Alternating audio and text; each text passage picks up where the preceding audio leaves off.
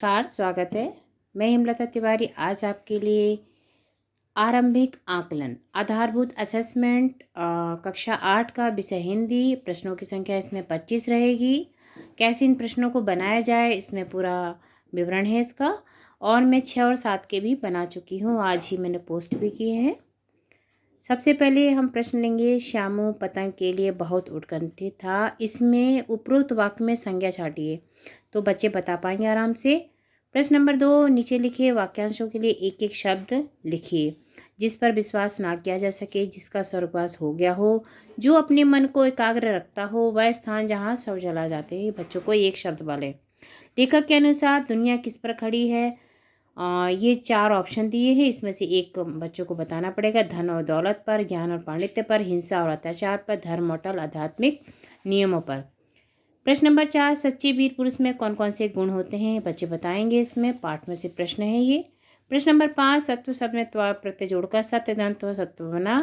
नीचे लिखे शब्दों में त्वा जोड़कर अन्य शब्द जैसे महत्व में, प्रभु में, तत्व में वीरत्व हो जाएगा। जैसे प्रश्न विलोम शब्द का अर्थ निषेध में कुछ शब्दों में पूर्व अन्य जुड़ जाता है।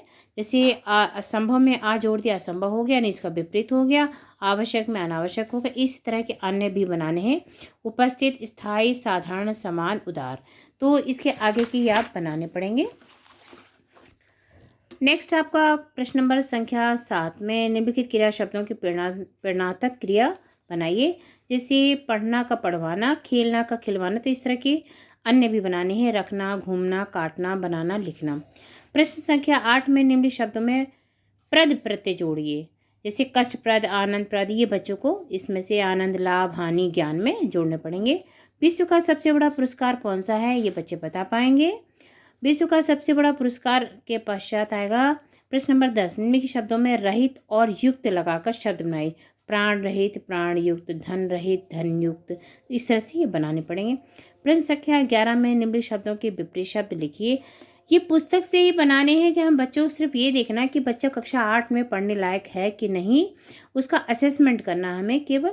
इसलिए प्रश्न ऐसे रखें जिससे बच्चे सॉल्व कर सकें, आसानी से उसको कर सकें। निम्नलिखित शब्दों के विपरीत शब्द लिखिए। अन्याय, क्रूर, मूर्ख, दुर्बल, कनुक, ये बचपन से विपरीत शब्द पढ़ते आते हैं बच्चों। बादल का स्वागत कौन कौन कब कब कर रहा था? ये पुस्तक से दिया गया है। प्रश्न संख्या में नीचे लिखी भाषाओं को अनेक प्रदेशों से इनको मिलान करने हैं। जब मराठी कहाँ की है, कन्नड़ कहाँ की है, तमिल कहाँ की, इस तरह से। मीरा प्रभु से प्रार्थना क्या कर रही थी? ये प्रश्न संख्या 14 रहेगी आपका। प्रश्न संख्या 15 में आत्म संस्कार शब्द में संस्कार के पूर्व आत्म जुड़ा हुआ, नीचे दिए गए शब्दों के पूर्व भी आत्म जोड़ना। जैसे परिचय में आत्म परिचय, आत्मचिंतन, आत्मनिर्भर, बोध, इस तरह के होंगे। तत्पश्चात प्रश्न संख्या आपका 16 में निम्नलिखित शब्दों का भी मिलान करना है। हरिश्चंद्र क्या है? इसमें महाराणा प्रताप, हनुमान, कोलंबस, जैसे महाराणा सीता की खोज की, कोलंबस ने क्या किया था? अमेरिका की खोज की थी। इस तरह से इनको मिलान करना है। बच्चे आसानी से कर पाएंगे इसको और मज़ा भी आएगा उनको करने में। प्रश्न संख्या 17 में नीचे लिखे समास पदों का विग्रह कीजिए और समास का नाम लिखिए। बहुत ज़रूरी है, बच्चे बड़े हो रहे हैं तो उनको समास, अलंकार, ये सब आने चाहिए। अहंकार वृत्ति, आत्मसंस्कार, आत्ममर्यादा, राम लक्ष्मण।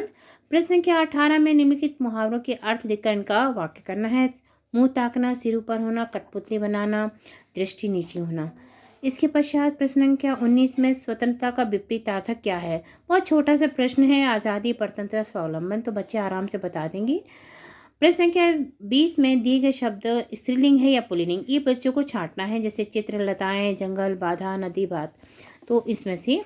प्रश्न संख्या 21 में सोना जंगल के परिवेश से गांव में कैसे आ गई? और प्रश्न संख्या 22 में नीचे लिखे शब्दों का संधि विच्छेद कीजिए। जैसे शैशवावस्था, छात्रावास, मध्यावकाश, शीतावकाश। इसके पश्चात आपका आएगा प्रश्न संख्या 22, नीचे लिखे शब्दों में संधि करके नया शब्द दीजिए। प्रतिधन एक का प्रत्येक बनेगा। इसी तरह से अतिधन, आचार, अत्याचार, इस तरह से इनको बनाने हैं, नए शब्द बनाएंगे। प्रश्न संख्या 24 में नीचे दी गई नदियों के नाम उनके उद्गम स्थल के अनुसार लिखने। गंगा, यमुना, सतलज, झेलम, तो इनको इससे मिलान करेंगे। प्रश्न संख्या 25, पुस्तक में दी गई कविता में से किसी एक कविता की 5 पंक्तियां लिखिए। तो ये हमारे कुल प्रश्न संख्या 25 है। इससे हम बच्चों का असेसमेंट कर पाएंगे कि बच्चा कक्षा 8 में पढ़ने योग्य है कि नहीं। तत्पश्चात नहीं तो उसको फाउंडेशन जो शिविर लगाया जाएगा उसमें पढ़ के हम उसको आगे ले जाएंगे। धन्यवाद। यदि अच्छा लगे तो लाइक सब्सक्राइब अभी से करें, जुड़े रहिए।